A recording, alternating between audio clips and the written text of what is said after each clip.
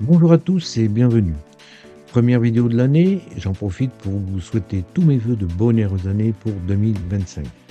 Les habitués de la chaîne le savent, ici on ne voit pas toutes les machines du marché, mais celles qui sont proposées apportent quelque chose de plus. Et je vais vous présenter aujourd'hui une imprimante 3D, l'Anycubic S1, qui a vraiment son lot de spécificités et qui n'est pas sans rappeler une marque qui m'est très chère. Est-ce que ça va être un outsider?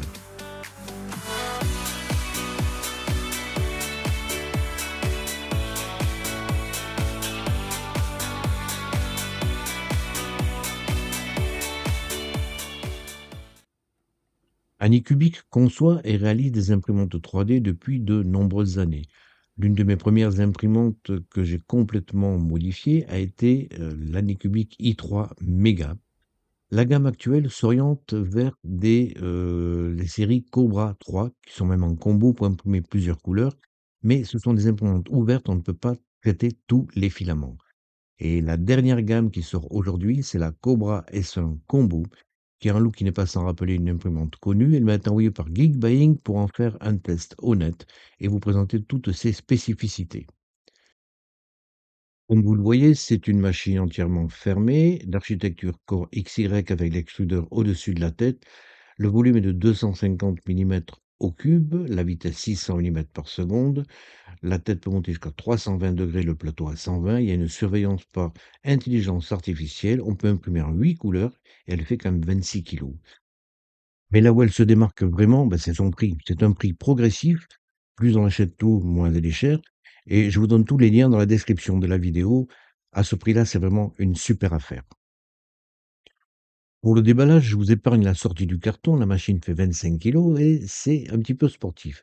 Vous trouvez sur le dessus de la caisse des clés Allen et un mode d'emploi. Celui-ci est un modèle pré-release, donc il est uniquement en anglais, mais sur le modèle de série, je pense qu'il y aura toutes les langues. Vous avez des protections un petit peu partout. Et le châssis est entièrement métallique. La porte et le couvercle sont en plastique. Vous avez des instructions de déballage sur le dessus du colis et que je vous conseille de regarder. Il faut en effet sortir la mousse d'une certaine manière et vous allez pouvoir ensuite apercevoir le combo. Pour débloquer le combo, vous avez des vis de sécurité qu'il faudra retirer avec les clés Allen. Ça évite que celui-ci bouge pendant le transport. Vous voyez que la façade est également en plastique comme je vous le disais. La fermeture est magnétique. Il y a deux aimants en haut et en bas. Une fois que vous avez défait les vis, vous pouvez retirer le boîtier. Vous avez ensuite une boîte d'accessoires qui est coincée dans le bas de la machine et de la mousse un petit peu partout que vous allez devoir retirer. La tête est bloquée avec un petit collier. Vous coupez le collier et vous sortez la protection en carton autour de celle-ci. Voilà, votre machine est construite. Il n'y a rien à faire. Vous avez ensuite des vis de sécurité. Il y en a 4 qui supportent le combo. Il est coincé pendant le transport. Une fois ces 4 vis sorties, on peut retirer la pièce en ABS qui le protège. Et enfin, vous avez 3 vis de sécurité qui bloquent le plateau en position basse. Le plateau proprement dit est magnétique, en PEI, il est texturé et double face. Pour le remettre en place, il y a 2 petits ergots au fond de la machine et c'est très facile à mettre en place, c'est plus facile que sur certaines machines. Bon, voyons maintenant la boîte d'accessoires, on ouvre ça. Il y a trop de trucs, bon, si, on va regarder quand même. Bon, alors, on a des fils, un cordon d'alimentation aux normes européennes. Alors, il y a 2 cordons d'alimentation qui sont nécessaires, l'un pour le combo et l'autre pour l'imprimante. Vous avez ensuite un hub 4 entrées de filaments et une sortie. Cette machine permet en effet une impression multicouleur automatique. Vous avez ensuite un sachet de charbon actif, diverses petites poches avec des visseries, des vis encore, des petites pièces en plastique, on va voir l'utilité, de la graisse pour les tiges hélicoïdales et des pièces de rechange. Vous avez également un support de bobine qui se fixe à l'arrière de la machine et une clé USB qui contient le mode d'emploi et le slicer que vous installez sur votre ordinateur. Dans la grosse boîte retirée de l'imprimante se trouve le combo Ace Pro. On va l'ouvrir, retirer toutes les protections qu'il y a au niveau du couvercle. C'est un boîtier multibobine et qui a la particularité de pouvoir chauffer celle-ci. Dans la poche en plastique, vous trouvez 4 tubes de PTFE pour guider le filament. Ils sont d'une longueur correcte, une petite boîte, on va voir ça après, et une bobine de 10 mètres de filament pour tester la machine, hein. Alors ça, c'est bon, on a vu mieux quand même. Le petit kit, c'est un kit haut-parleur sans fil cadeau. Je vais vous le montrer brièvement à la fin de la vidéo. Ben, le montage, il n'y en a pas. Comme toutes les machines actuelles qui sont avec un caisson fermé, le montage en fait consiste surtout à démonter les vis de protection pour le transport. Il y a juste un filtre à insérer à l'arrière de la machine. Alors c'est une grosse poche et la poche est un petit peu plus grosse que le contenant. Bon, enfin, en forçant un petit peu, on arrive à la mettre. Et ouais, le paquet est un petit peu gros, mais bon, il va quand même rentrer. Voilà, c'est la seule chose qu'il faut faire pour pouvoir utiliser votre imprimante, hein. Uniquement mettre le sachet, c'est tout ce qu'il y a à faire. Elle est entièrement montée et prête à l'emploi. Aucun bouton sur cette machine, c'est à l'arrière qu'on retrouve un petit peu tout. L'alimentation et un interrupteur, la ventilation du caisson, la filtration active, l'évacuation des déchets d'impression, l'emplacement de la fixation de la bobine que l'on peut mettre en plus du combo et les branchements du combo ACE Pro et le PTFE d'entrée du filament dans le corps de la machine. Le combo n'a également aucun bouton, vous avez la connectique, les sorties de filament, l'alimentation et l'interrupteur sur la face arrière. On va maintenant connecter le combo à l'imprimante. Vous avez un hub qui permet la gestion des filaments. Il a un détrompeur pour le fixer sur la machine et vous venez le fixer avec 2 vis qui sont fournies. Un cordon de branchement avec 6 slots. Il n'y a qu'un seul emplacement à 6 trous. On le met donc dans son bon emplacement. Sur le dessus, vous venez insérer le tube de PTFE qui va à l'intérieur de l'imprimante. Vérifiez qu'il tient bien. Et ensuite, vous avez un câble. D'un côté, vous avez 6 broches, de l'autre côté, 4 broches. Près du hub, il y a un connecteur 4 broches, donc on branche le fil à 4 broches. L'autre extrémité du fil contenant 6 broches, vous venez la connecter au niveau du connecteur 6 broches du combo.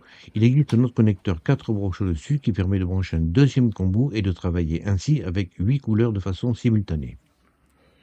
On va maintenant brancher les fils de PTFE. Alors, il vaut mieux quand même les relier ensemble pour qu'ils ne courent pas dans tous les sens. Et vous avez donc ces petites pièces en plastique en forme d'étoile qui permettent de venir se cliquer sur les tubes eux-mêmes et les solidariser. Vous avez 5 emplacements où j'en choisissais 4 pour mettre les 4 fils dessus. Ça va un petit peu plus propre et les fils ne partiront pas dans tous les sens.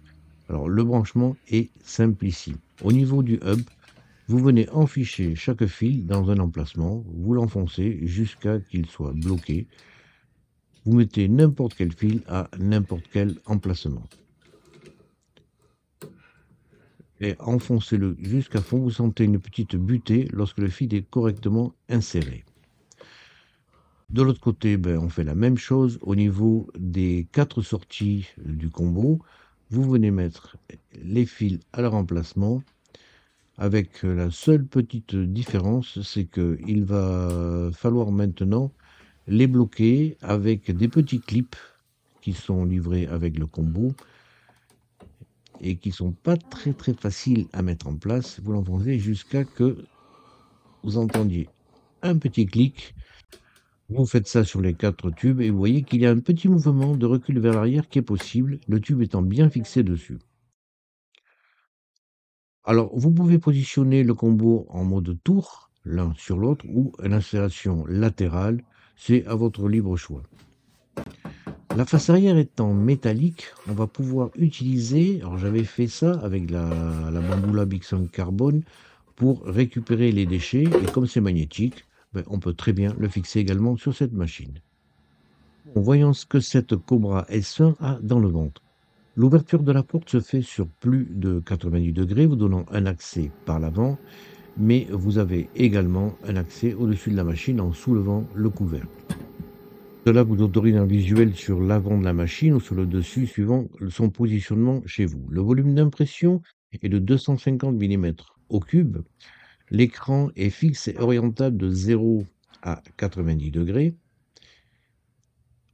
Vous avez dans l'intérieur un plateau de 250 millimètres au carré, donc l'emplacement pour la filtration avec le charbon actif et également le ventilateur de première couche sur le côté.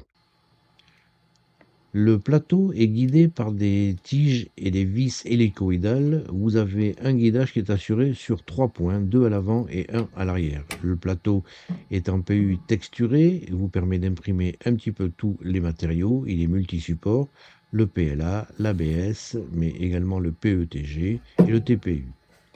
Vous avez 2 encoches de guidage à l'arrière de la machine qu'on retrouve sur le plateau et c'est très facile de le positionner. Vraiment, je trouve que ce système est très pratique. Le bac de récupération des déchets est situé à l'arrière gauche, un peu comme sur la bamboula. Vous avez également un levier de dégagement qui permet de faire bouger les reliquats et de les faire tomber. Vous avez un essuyeur et un nettoyeur qui est en silicone et qui ont la particularité d'être très facile à remplacer. Il vous suffit de les retirer pour ensuite venir les repositionner dans leur emplacement. Il y a un petit ergot qui permet de les fixer sur le fond de la machine. Il faut presser un petit peu fort sur celui-ci. Dans la boîte d'accessoires, dans une petite pochette, vous trouverez un exemplaire du nettoyeur de nez et de l'essuyeur pour pouvoir les remplacer facilement. Le ventilateur latéral pour refroidissement de la première couche est de type turbine et il envoie un mince fil d'air sur cette couche. Le déplacement de la tête se fait avec un système corps XY avec des tiges sur les rails et avec un système de courroie. C'est un système qui permet un déplacement plus rapide de la tête. Les moteurs NEMA sont positionnés en latéral. Ce sont eux qui guident les courroies. Il y en a un de chaque côté. Et pour le réglage de la tension des courroies, vous avez une vis et également la vis de fixation de la courroie si on doit la remplacer. Chaque réglage se fait sur une courroie spécifique. Les end-stops sont de type mécanique pour les axes X, Y. Le plateau chauffant est un plateau 24 volts mais qui chauffe assez rapidement. Vous avez une caméra de surveillance qui autorise des fonctions d'intelligence artificielle. Un éclairage par rampelette sur la face avant et qui est de bonne qualité. La chaîne de câblage est bien conçue et autorise le déplacement de la tête dans tous les sens. Vous avez également le tube de PTFE qui est clipsé en latéral. C'est un problème que j'avais rencontré sur une autre imprimante testée. La tête d'impression est monobloc avec l'extrudeur intégré sur le dessus de celle-ci. Sur le côté latéral, on peut voir les grilles d'aération.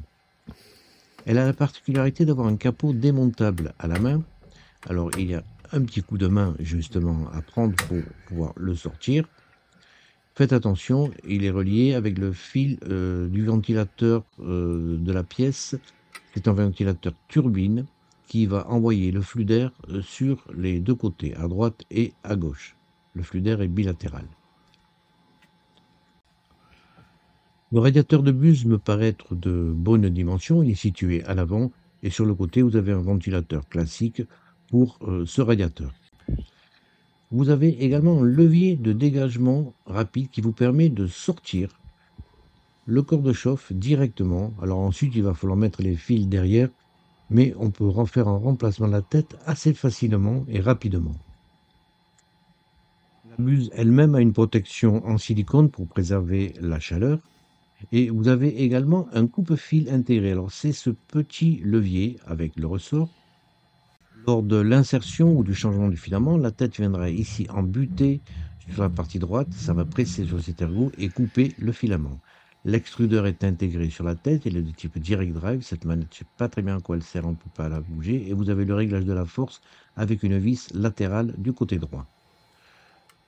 Une fois que vous avez fait le tour, on remet le capot en place, il vient se clipser, c'est plus facile à mettre en place qu'à défaire. Je me suis rendu compte dans un deuxième temps que ces deux parties pouvaient s'enfoncer un peu, donc c'est beaucoup plus facile pour le retirer. Bon, maintenant du côté du combo ACE Pro, vous avez un petit loquet de fermeture. Le couvercle s'ouvre à plus de 90 degrés et ça vous permet l'insertion de 4 bobines. Les rouleaux à l'arrière tournent librement et ceux à l'avant sont commandés par le système pour faire tourner la bobine. Le positionnement se fait dans des picots qu'il y a entre des picots qu'il y a sur le fond de la machine. Alors bien la positionner pour qu'elle tourne de façon libre et sans qu'il y ait d'accroche. Il suffit ensuite d'insérer le filament. Vous avez un voyant qui vous dit qu'il est reconnu et automatiquement il va être déroulé dans le tube de PTFE sans que vous ayez aucune manipulation à faire. Vous faites la même chose pour le deuxième fil et pour le numéro 3 et 4, c'est pareil. Et vous pouvez voir à l'arrière de la machine le filament dans le tube de PTFE qui s'engage jusqu'à mi-parcours à peu près. Vous avez les voyants qui restent fixes quand les bobines sont correctement installées. Le ventilateur tourne en continu. En effet, ce système a un corps de chauffe pour déshydrater les filaments. Le retrait des filaments se fait très facilement. Il vous suffit de tirer sur le fil, celui-ci ayant été coupé par la tête, et vous récupérez la bobine pour pouvoir en mettre une autre éventuellement. Bon, tout est en place. On va lancer la machine. Après l'allumage, il y a l'initialisation sur l'écran. C'est un firmware de type Clipper. Vous avez l'allumage de la machine et la recherche de mise à jour et vous voyez que l'éclairage se fait dès que vous allumez la machine et surprise, vous avez le français qui est prévu dans les langues autorisées. On vient ensuite faire une connexion en Wi-Fi et vous avez un scan de QR code pour installer l'application sur le téléphone, mais là, moi je l'ai fait, ça tombait sur un site chinois, je comprenais rien. Bon, je pense que c'est pas encore tout à fait opérationnel. Ensuite, on va suivre les indications. Il faut insérer une clé USB. Vous avez un emplacement latéral sur la partie haute de l'imprimante pour mettre la clé USB qui est fournie, qui n'est pas de bonne qualité en plus, hein. Là, vous avez le voyant qui s'allume disant qu'elle a été connectée et vous lancez l'exécution des pré-tests avant que votre machine puisse fonctionner. Alors, le système va faire divers tests, va tester les agues, le chauffage, les vibrations, etc. Et à la fin, il va réaliser un nivellement automatique qui se fait en 25 points sur cette imprimante. Ça, c'est très pratique, ce nivellement, ça vous permet d'avoir une première couche toujours impeccable. C'est le même type de nivellement que sur la bambou. Les menus, maintenant, les menus écran. Alors, l'écran est en couleur, vous voyez, et vous avez en mémoire certains modèles. On va peut-être choisir le dernier modèle là qui doit être fait, hein, d'après ce que je comprends, en 13 minutes. On va voir. Le menu pour les filaments est assez complet et esthétique, je trouve. Vous choisissez une bobine, le type de filament qu'il y a dans cette bobine, et ensuite vous choisissez la couleur pour vous repérer ensuite dans le slicer, ça sera plus pratique. Vous avez la possibilité de définir une température de séchage et de dire que le système fasse le séchage pendant l'impression.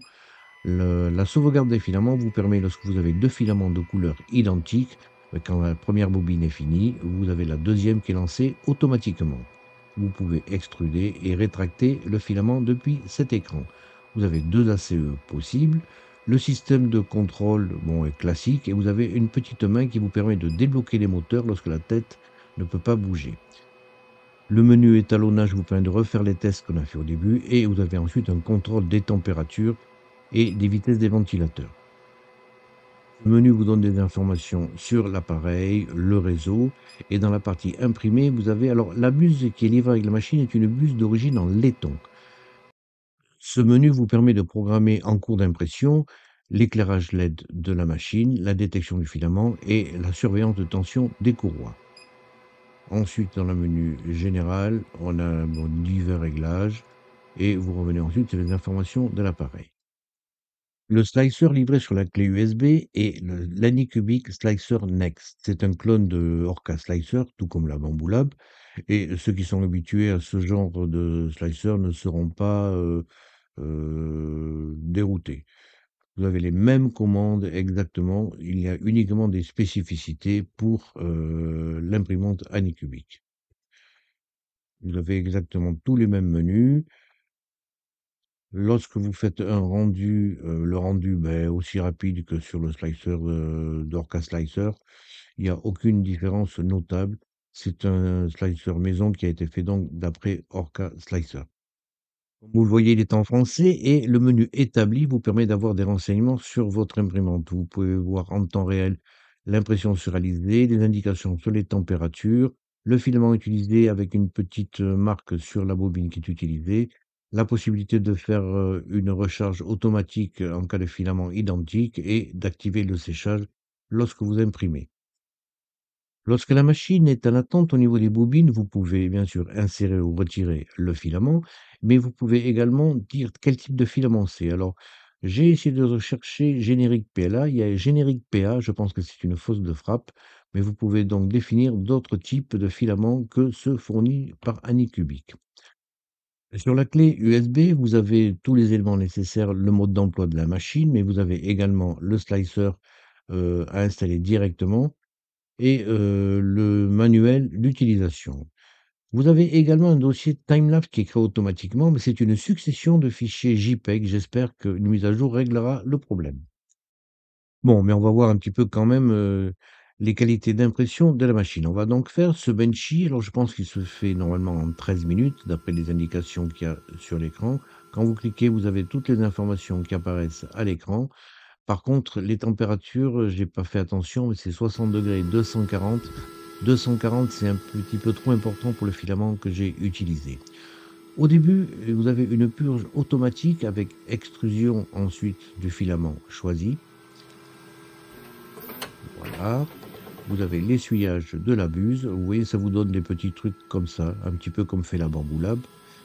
Et ensuite, vous avez 10 effets de réglage qui sont également possibles. Vous pouvez faire le mode calme, standard ou rapide. Bon, on va rester en mode normal pour l'instant. La buse sera essuyée un petit peu et commence l'impression. Vous voyez que l'impression se fait rapidement, effectivement. Les vibrations sont visibles. Alors, notez que je ne suis pas sur un établi très stable. Je referai d'autres tests. Mais vous voyez que la machine bouge un petit peu. Et ça me fait bouger l'appareil photo également. Par contre, oui, bon, là, c'est rapide. Alors, au point de vue bruit, mesure faite à mètre de la machine, on est à 50-55 décibels, porte fermée et avec le combo en marche en mode chauffage. Alors, vous voyez que... Alors là, c'est moi qui bouge, en fait. Je suis derrière la machine et je ne suis pas stable. Vous voyez que les tubes avancent et reculent. Vous avez le clignotement du filament en cours en façade du combo. Et le Benchy s'est réalisé quand même assez rapidement.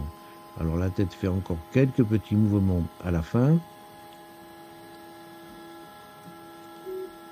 Là, le plateau descend un peu et elle va sur le côté droit pour découper le filament pour le prochain travail à réaliser.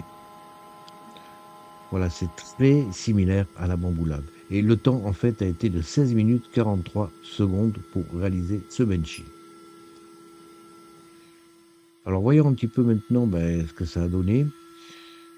Alors on ne peut pas le retirer, la main il tient fermement sur le plateau. Bon, on va retirer le plateau et en le tordant un petit peu, le décollement va se faire assez facilement. Voilà, là on peut maintenant le retirer correctement. Alors un truc qui est bien aussi, le nettoyage des îles, il y a un petit décrochage là, qui permet de nettoyer facilement le bas de la machine. Ça c'est un petit plus.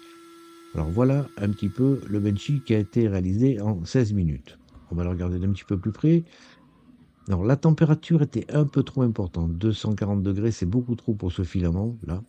Et on a quelques défauts qui sont provoqués, je pense, par l'excès de température. Mais globalement, vous voyez quand même que bon, c'est une impression de qualité. Vraiment, on a tous les détails. Il n'y a pas grand-chose à dire. Bon, si ce n'est, je vous dis, la température qui était trop élevée pour ce genre d'impression. Mais vous voyez que c'est une imprimante rapide et correcte. Maintenant, je vais tester un filament qui est très difficile à imprimer. Ceux qui ont fait du filament bois le savent et vous voyez que la première couche est nickel. C'est un filament qui fait beaucoup de petits, de petits filaments qui traînent partout. Et là, je fais une impression en mode vase. Alors la vitesse n'est pas très rapide, on va essayer de l'augmenter un petit peu, je vais faire le mode sport.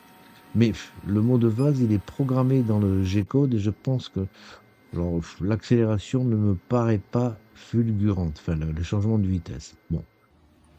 Mais enfin, regardez un petit peu ce que ça a donné, hein. C'est fantastique, on dirait vraiment, c'est une vraie fausse poche de papier. Voilà un petit peu le type d'impression que peut vous donner ce genre de machine, hein. Vous avez le fond qui est, il est texturé, hein, comme la plaque est texturée. Ça fait très propre. Vraiment, je suis très satisfait des qualités d'impression de cette Cobra SE. Vraiment, beau travail. Alors, un petit bug, la vitesse d'éjection du filament, elle est beaucoup plus rapide que celle de la rotation des bobines. Bon, on va attendre un prochain firmware. Alors, je vous présente également le petit cadeau qui est livré avec. C'est un petit kit qui vous permet de réaliser une petite enceinte Bluetooth sans fil qui est assortie à votre imprimante. Tous les composants nécessaires à sa construction sont dans ce kit. Vous avez des câblages, un petit haut-parleur, d'autres fils pour l'alimentation, une petite caisse de résonance, des visseries, des scotch et également une petite batterie lithium-ion et une carte mère. Voilà, tous les composants sont là. Alors pour ça, il va falloir bien sûr construire avec votre imprimante un boîtier. Alors vous avez plusieurs modèles sur Maker Online. Le boîtier de la S1 n'est pas encore disponible à la date de la vidéo et j'ai choisi celui-ci pour réaliser ce petit haut-parleur. Vous voyez que l'impression s'est déroulée sans aucune difficulté encore une fois sur cette machine. Les impressions sont très propres avec la base qui est texturée. Vraiment, c'est chouette. Alors là, j'ai imprimé la deuxième partie avec un filament qui est transparent. Et là, c'est assez difficile à imprimer, d'autant plus qu'il faut faire des supports. Alors, je vous conseille de faire des supports arborescents avec ce type de filament parce que c'est assez difficile à retirer après. Une fois le haut-parleur en place et maintenu avec la petite bague, la carte mère est disposée sur la deuxième partie. On connecte le haut-parleur sur la carte mère. La petite caisse de résonance est fixée sur la partie inférieure. Et normalement, il faut le coller. Alors, je ne vais pas le coller parce que je pense que je vais refaire une autre petite enceinte, mais qui sera assortie à l'imprimante. Enfin, voilà un petit peu ce que ça donne. Je la pose délicatement. Bon, mais une fois que la pile a été chargée, on le met en marche avec le bouton central. Vous avez la musique avec des effets lumineux qui apparaît. Les trois boutons en façade servent donc le central à la mise en marche. Celui-ci sert à diminuer le volume et celui-là sert à l'augmenter. Très simple. Et vous pouvez connecter dans cette petite enceinte en Bluetooth sur votre téléphone si vous le souhaitez. Lorsqu'on l'arrête, on a une petite musique d'au revoir sympathique. Voilà, je trouve que c'est sympa. On arrive à la fin de la découverte de la Cobra S1 Combo. C'est une machine qui a beaucoup de similitudes avec la Bamboo Lab, que ce soit gestion des filaments, coupure de celui-ci, insertion. Elle apporte quand même beaucoup de choses, mais à un prix qui n'a rien à voir, hein. Elle vaut pratiquement 2 fois moins cher avec le prix de lancement que la Bamboo Lab. Un rapport qualité-prix exceptionnel pour cette imprimante, mais on va voir si vraiment elle peut concurrencer la Bamboo Lab et on verra dans les prochaines vidéos l'impression en plusieurs couleurs et le comparatif avec la Bamboo Lab. Allez, je vous dis à la prochaine.